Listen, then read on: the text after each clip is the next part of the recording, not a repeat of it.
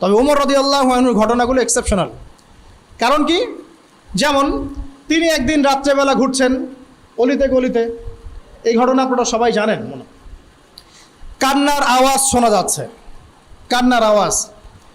তো তিনি ইনভেস্টিগেট করছেন, খলিফা রাত্রেবেলা ঘুরছেন জনগণের দুর্দশা দেখার জন্য। এখন এক মা তার সন্তানদেরকে ঘুম পাড়িয়ে রেখে বা কান্না থামানোর জন্যে চুলার মধ্যে পানি চড়িয়ে দিয়েছে, জাল হচ্ছে, বাচ্চারা দিকে কাঁদছে। ওমর রাদিয়াল্লাহু আনহু বলছেন যে মা আপনি বাচ্চাদেরকে খাওয়াচ্ছেন না কেন, বাচ্চারা কাঁদছে। ওই মহিলা বলছে হাযা বাইনি ওয়াল্লাহি হাযা বাইনি ওয়া বাইনা ওমর, আল্লাহর কসম করে বলছি এই ফয়সালা আমার ওমরের আল্লাহর মাঝখানের বিষয়, আমি আল্লাহর কাছে ওমরের নামে বিচার দিব। কি বিচার দিবেন? ওমরের জামানে আমরা না খেয়ে আসি, এখানে কি, এখানে কোনো খাবার নাই, তাহলে কি আছে? এখানে পানি আছে। বুঝলাম না বিষয়টা কি। মানে বিষয়টা হচ্ছে পানি জাল দিতে দিতে যদি বাচ্চারা ঘুমিয়ে যাবে, পরের দিন আবার জেগে উঠবে, এভাবেই আমি ওদেরকে চালাচ্ছি দিনের পর দিন। চিন্তা করতে পারেন?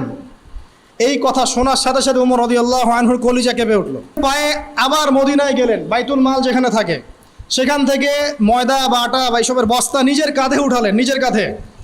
তার পাশে একজন সাহাবী ছিলেন, তার নাম আসলাম রাদিয়াল্লাহু আনহু। তিনি বলছেন ইয়া আমিরুল মুমিনিন আনা আহমিলুক, হে আমিরুল মুমিন আমাকে দিন, আমি বহন করে নিয়ে যাই অ্যাটলিস্ট। তিনি বলছেন তুমি কি কিয়ামতের মাঠে আমার পাপের বোঝা বহন করবে?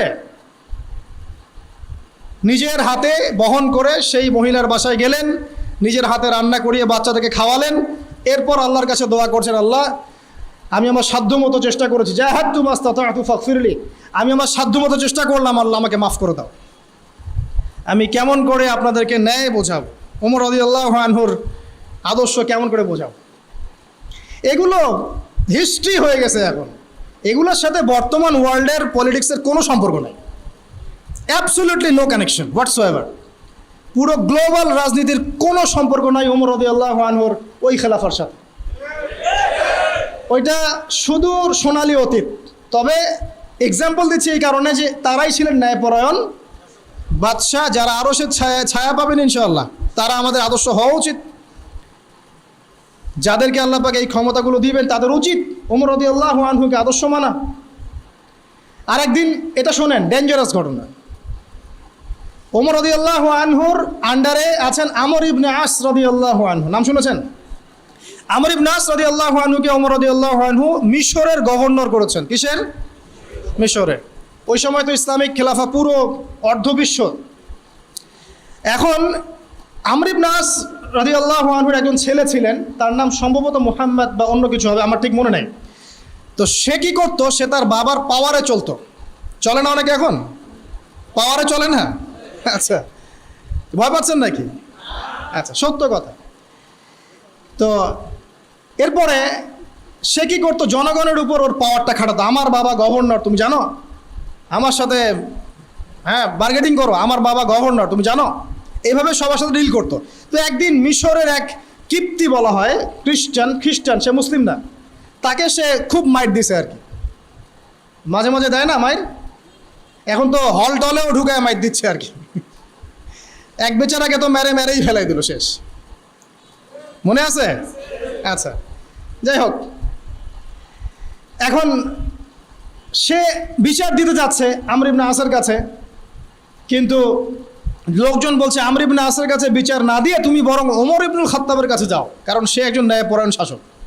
তো সে মিশর থেকে হেঁটে হেঁটে এসে মদিনায় এসে ওমর রাদিয়াল্লাহু আনহুকে বলছে আপনার নির্বাচিত গভর্নরের ছেলে এই কাজ করেছে। তো ওমর রাদিয়াল্লাহু আনহুর চোখ মুখ লাল হয়ে গেল। তিনি বললেন বসো এখানে। এবার চিঠি লিখে পাঠিয়েছে আমর ইবনে আসকে, তুমি তোমার ছেলে সহ মদিনায় চলে আসো, দেখা করো, ইমার্জেন্সি।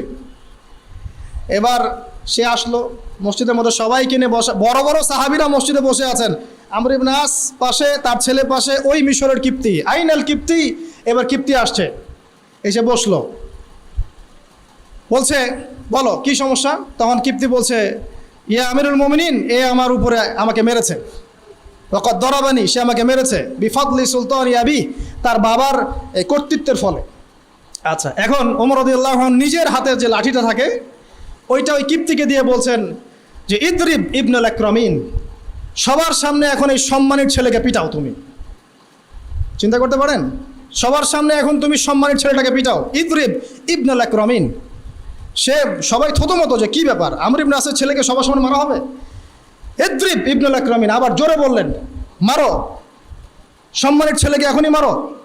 সবার সামনে এই কিপ্তি আমর ইবনে আসের ছেলেকে সবার সামনে পিটালো। পিটানোর পর শেষ হয়নি এখনো। এবার তিনি বলছেন আলান, এবার আদ-দরবু আলা রাসি আমর, এবার আমরের মাথার উপরে মারো। এবার ওর বাবা আমরের মাথার উপরে মারো।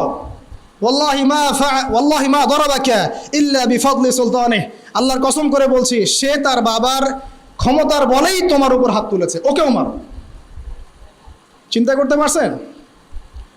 কিপ্তি বলছে যে লা হাজাতা লি বিযালিক ইয়া আমরুল মুমিনিন, আমার এর কোনো প্রয়োজন নাই। ওয়াকাদ দরাবতু মান দরাবানি, যে আমাকে মেরেছে আমি তাকে মেরেছি, আমার আর কোনো কিছু দরকার নাই, এবার তাকে ছেড়ে দেয়া। এই যে দেখাচ্ছি আপনাকে ন্যায়পরায়ণ শাসক। তো ইনারা জান্নাতে যাবে নাকি আমি যাব নাকি? আমি আপনি যাব নাকি? আল্লাহ মাফ করুক আমাদেরকে। আরেকদিন যাচ্ছেন, রাতের বেলা দেয়ালের পাশ থেকে আওয়াজ আসছে, এই মেয়ে দুধে পানি মিশাও, দুধের মধ্যে পানি মিশাও। মেয়ে বলছে যে এটা তো করা যাবে না আম্মা, কারণ আমিরুল মুমিনিন এটা কঠিনভাবে আইন করেছে, করা যাবে না। তখন মা বলছে এখানে কি আমিরুল মুমিনিন আছে নাকি, ওমর কি এখানে আছে? তখন সেই মেয়ে বলছে ওমর নাই তাতে কি হয়েছে, তার রব তো আছে। এবার ওমর রাদিয়াল্লাহু আনহু তার ওই পাশের সাহাবীকে বলছেন, আসলাম রাদিয়াল্লাহু আনহু, এই বাড়িটাকে মার্ক করে রাখো, কালকে সকালে আসতে হবে। পরের দিন সকালবেলা তিনি তার ছেলেকে নিয়ে হাজির। ওই মহিলাকে বলছেন যে গতকাল রাতে তোমাদের পানির আর দুধের ঘটনা আমি শুনেছি, তোমার মেয়েটাকে ডাকো। মেয়েকে ডাকা হলো, জিজ্ঞাসা করা হলো এই মেয়ের কি বিয়ে হয়েছে?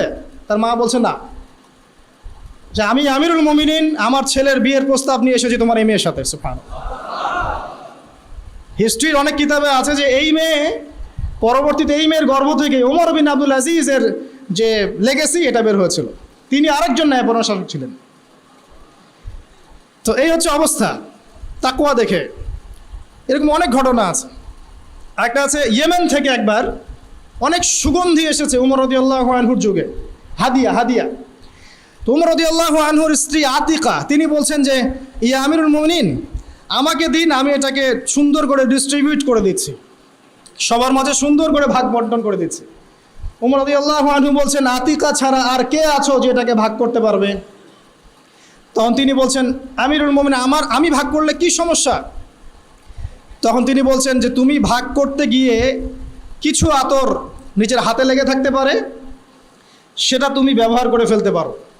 এই যে সুগন্ধিটা তুমি নিবা, এটা আমার জন্য হারাম, কারণ এটা জনগণের প্রপার্টি। কথা কি চিন্তা করতে পারছেন? বলতে থাকলে অনেক বলা যাবে আসলে, কারণ আমাদের টাইমও খুব বেশি না।